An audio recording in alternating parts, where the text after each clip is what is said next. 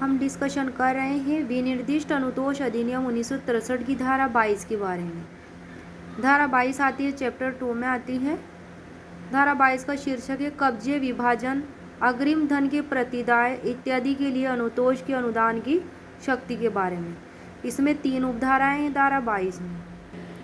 उपधारा 1 में है CPC 1908 जो एक्ट नंबर 5 है में अंतर्विष्ट किसी प्रतिकूल बात के होते हुए भी कोई व्यक्ति जो स्थावर संपत्ति के अंतरण के लिए किसी संविदा के विनिर्दिष्ट पालन के लिए वाद लाता है। किसके लिए वाद लाता है? स्थावर संपत्ति के ट्रांसफर के लिए किसी संविदा के विनिर्दिष्ट पालन के लिए लाता है।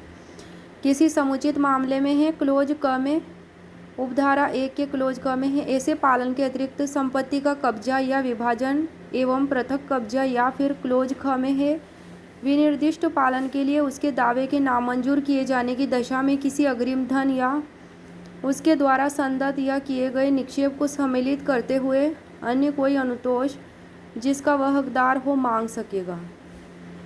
उपधारा 2 उपधारा 1 के क्लोज क और क्लोज ख के अधीन कोर्ट द्वारा कोई अनुतोष अनुदत्त नहीं किया जाएगा जब तक कि उसका विनिर्दिष्ट दावा न किया हो।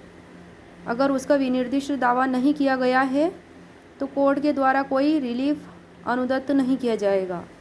परंतु यह है कि जहां वादी ने ऐसे किसी अनुतोष का वाद पत्र में दावा न किया हो तो कोर्ट उसे कार्रवाई के किसी भी प्रकरण पर ऐसे अनुतोष को रिलीफ को दावे में सम्मिलित करने के लिए ऐसे निबंधनों पर जैसे कि न्याय संगत हो वाद पत्र में संशोधन करना मंजूर करेगा।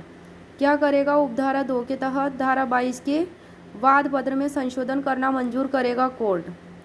उपधारा 3 कहती है कि उपधारा 1 के क्लोज ख के अधीन रिलीफ अनुदत्त करने की कोर्ट की शक्ति धारा 21 के अधीन इसकी प्रतिकर कंपेंसेशन अधिनिर्णित करने की शक्तियों पर कोई प्रतिकूल प्रभाव नहीं डालेगी। क्या नहीं करेगी? कोई प्रतिकूल प्रभाव, अपोजिट इफेक्ट नहीं डालेगी।